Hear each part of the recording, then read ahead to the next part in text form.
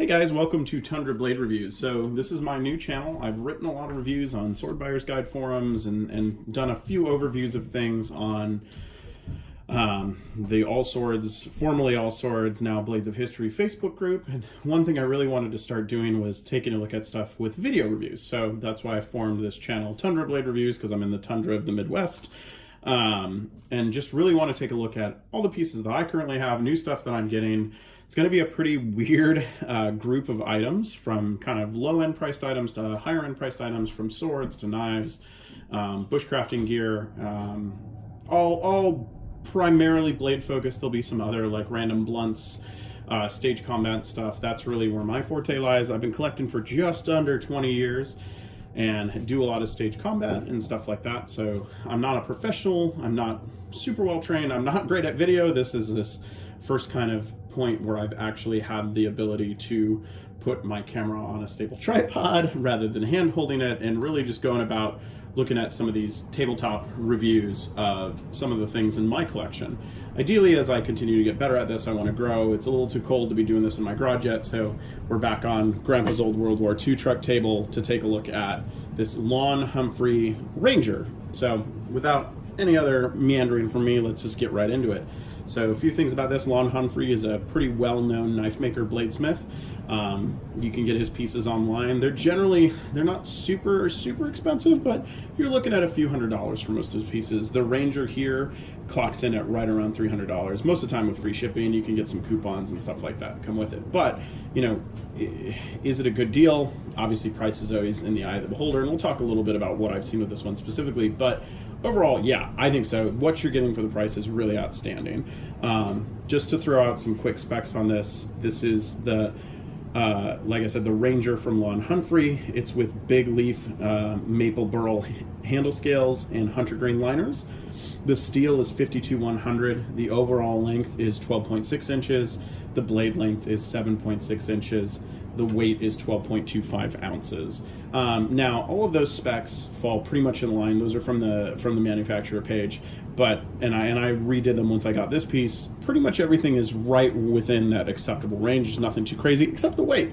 This is actually significantly lighter. Mine, granted on a much crappier scale, came in at 11.68 ounces.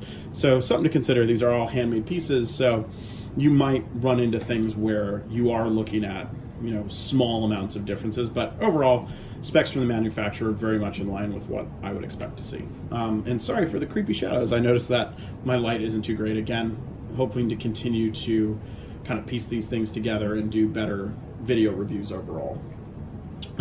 So those are just some of the quick specs on it. Now, it does come with a really nice hand-stitched leather sheath. This is one of the nicest quality leather sheaths I've ever seen come on a knife.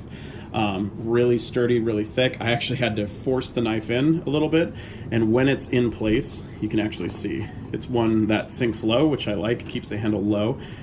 It's a little big and bulky for backpacking and camping, which is what I had originally got it for. I like to do minor amounts of camping. A lot of times now, as I wait for my son to get a little bit older, since my wife doesn't camp, I test a lot of my stuff in the backyard just on sticks, crap like that, just to see how it would hold up. My usual carry is the Benchmade Bushcrafter, which I'll get into in another review. This is a lot bigger than that. Would I take it backpacking? Yeah, but probably only on a shortish trip. That wasn't a long distance where I had to be obsessed with weight. But when I first got it, I had to really push to get the knife in there and then leave it for a couple days so the sheath could form around it. But again, if you're only used to like lower end pieces, you might get a sheath with it, but it will be really crappy. The stitching won't be nice. I've seen some stuff from India and things like that, which are fine pieces, great for the price, but you're getting kind of a lower grade leather and you're getting stitched. I think I have one that's stitched with like it looks like it's stitched with the ties from like a bag of bread. So, you know, you can see the craftsmanship present from everything that you get from here. Again, like I said, I am a sucker for burls, and these I think are absolutely stunning. You can see the green liner in there. Looks really sharp with that color. It's a nice fitted handle. Now I've got big old meat paws, and it is smallish, but it feels really nice in the hand. You get a really strong, you know, a really strong grip on it. I do wish there was some jimping back here, but it's not terrible. You can still get a lot of point control, you know, for making feather sticks, things like that. You know, you've got a nice choil to grip up on. I know some people don't like when you do that, but you get a lot of control for a bigger knife. You know, the weight is good. The thickness is good. I have an SE5 as well, and that sits at 1/4 inch stock. And that's a little thick to do some of the finer work you want to do with it. And now that's shorter, but this, even though longer, feels a lot more controllable. I would rather have something like this. The SE is more like a mini hatchet in my hands to me. That being said, I'm far less worried about doing anything to it. Not that I'm overly concerned about this, but you know, with this one, it is thinner stock, but still has that strength. But the SE is just like an indestructible car. One other thing I'll point about the burls is you can really get some unique patterns in there, and obviously that's going to differ depending on the piece you've got. He's got a lot of different configurations online available for this, but almost to this, I find it really similar to Damascus in patterning. That same kind of appeal, that weird, like almost liquid looking pattern kind of captures your eyes, and you're constantly finding new things, the transitions of colors. It's just really beautiful. I really, really appreciate this kind of wood in any format, swords, you know, guns, anything like that. This material for handles just looks absolutely stunning. These are hand-forged knives. Now, this obviously doesn't serve any functional purpose, but it is aesthetically quite pleasing. I do have a bit of concerns over it in some of the like fine points here at the joint. You can see it's been mucked a little bit there. I just had some, I was actually doing some things with it and cleaned it off, and I just need to clean it a little better down here.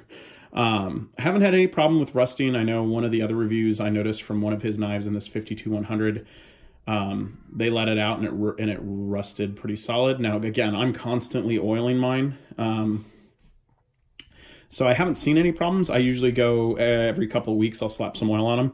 When I'm out in the bush, I'll carry chapstick. That was an old friend of mine told me about that, and that's often what I'll use. Always wiping it dry, apply some chapstick to it, you know, to muck it in, similar to like you would with wax. Or I'll bring some of my preferred oil, which is Ballistol. I switched to Ballistol probably 2-3-ish years ago, and have had no rusting problem on any of my pieces since I did that.